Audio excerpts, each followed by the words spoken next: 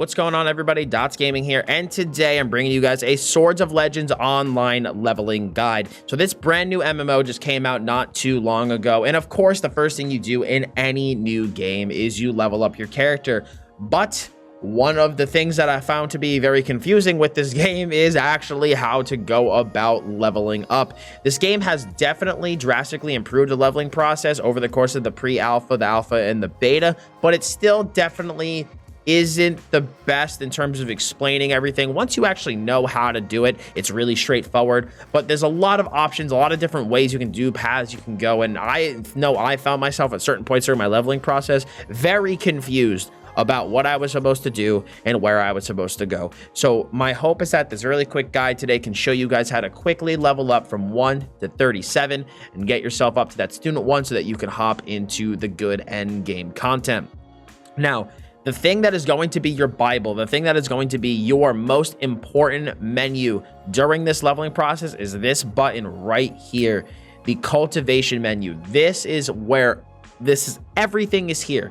Everything about your leveling process and where you want to go will be located here. Now, believe it or not, this thing on the right is your main quest line. That confused you. Notice how these all say campaign? At first, that really confused me. I never knew how to find out what my main quest line was because there's no separate main quest line indicator in the game, but this will show you what your main quest line is and how you need to go about doing it. When you first start leveling, you're going to have no problems. You're going to be doing your main quest line, you're going to be going, and then all of a sudden, you're going to finish a quest and you're going to stop, and you're not going to have any more quests. So what you're going to actually want to do is, like I said, open this cultivation menu and see what tutorials are here. If you see a tutorial listed here, you're going to want to click start tutorial and then go do that, because that'll continue on this main quest line here.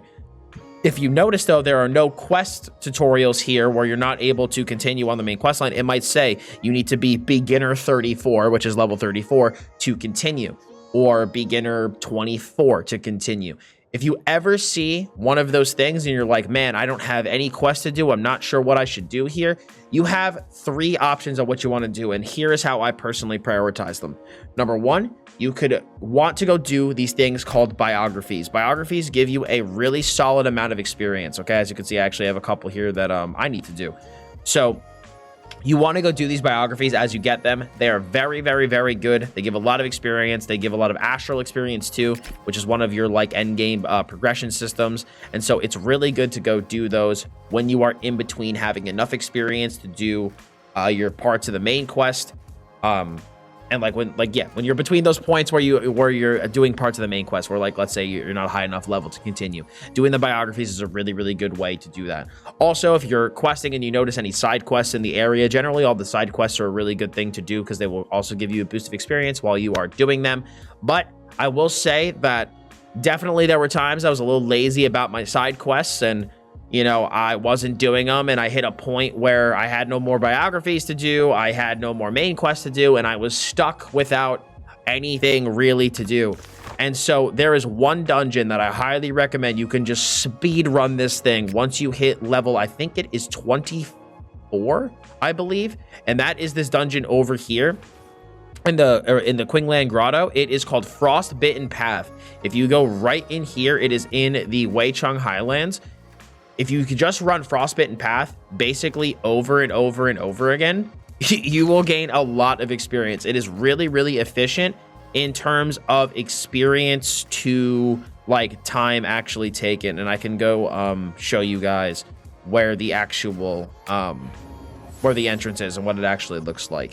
But running Frostbitten Path is a really, really good way to get some experience, especially with the companions. You get companions throughout your leveling process if you just go through the main quest line and continue doing the tutorials as well as they pop up in the cultivation menu. You will get a companion at some point, and the companion absolutely pumps in these dungeons.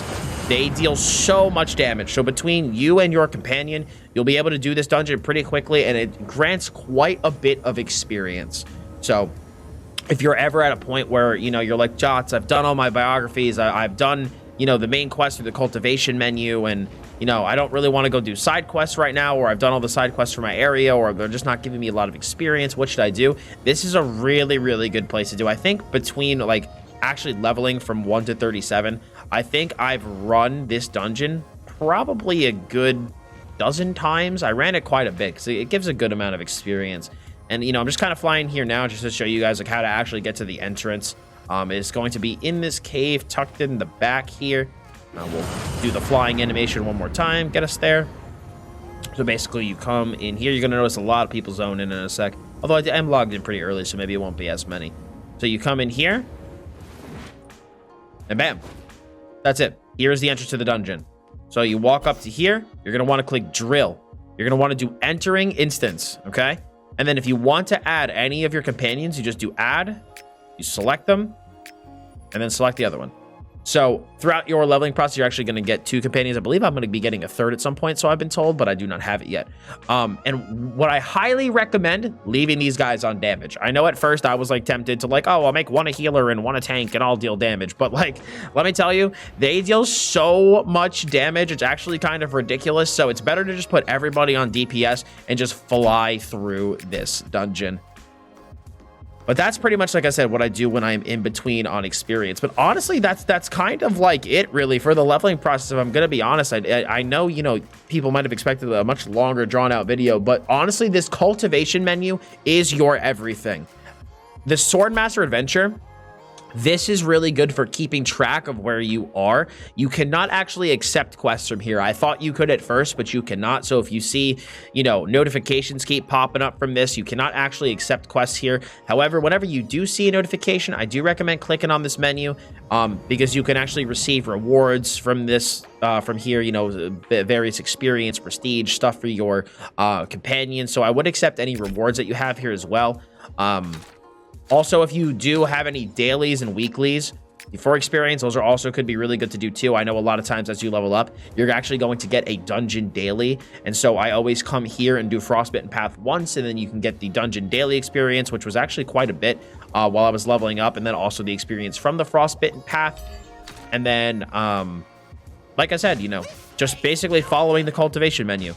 I know that, am I being attacked, bro? I'm making a video. This guy doesn't even know. Oh, God, I'm gotta go back into action mode.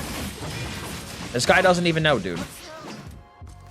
I know at one point throughout my leveling process, people were actually recommending to me that I do these like heroic events and stuff and do some of these like daily quest lines through the bounty hunters. But I know for me, they actually really didn't give all that much experience. I'm gonna be honest. I found it much more efficient to just basically kind of do what I said in the video. Those other ones, like, they do give decent experience, and if you're in the area, I would absolutely recommend doing them, especially these heroic events. I wouldn't specifically go out of my way to like do all of the heroic events, if that makes sense. But if you're in the area already doing quests, you may as well do them because they do give a little bit of XP. You know, it is worth it if you're in the area, but don't think you're just gonna like go bounce around and grind heroic events and just like slam tons of experience. I would just follow what I recommended here in this video, and that should pretty much cover you in terms of your leveling process and experience. I do recommend not just power grinding, guys. I do recommend doing the main quest through that cultivation menu. You get introduced to all of the game systems, end game dailies and weeklies through that menu. You get shown how to do certain things like certain professions, and you also get breadcrumb quested to eventually do an end game quest line that will give you a full set of starting PvE gear. So I really do recommend doing it. But guys, hopefully that explained a lot for you. Hopefully you feel a little bit clearer about the leveling process. If you guys also do need a settings and optimization guide for this game as well, because I know a lot of people have been having trouble with their FPS in this game. Literally, when I was standing around this area not too long ago, I actually had 30 FPS here. And so the fact that I'm peaking right now at 64, 65 is pretty crazy. So feel free to check out my performance guide on my YouTube channel. So we'll show you how to get some decent FPS in the game while we do wait for the Unreal Engine 4 port. But guys, I did hope you enjoyed this video. If you found it helpful, I'd appreciate it if you left a like on it. Any comments or questions about the leveling process, feel free to leave them below. And subscribe, of course, for more information about Swords of Legends Online and other MMORPGs. But that's going to be it for me today, guys. Thank you so much for stopping by. I really appreciate it. As always, I'm Dottz Gaming, and I'll see everybody next time.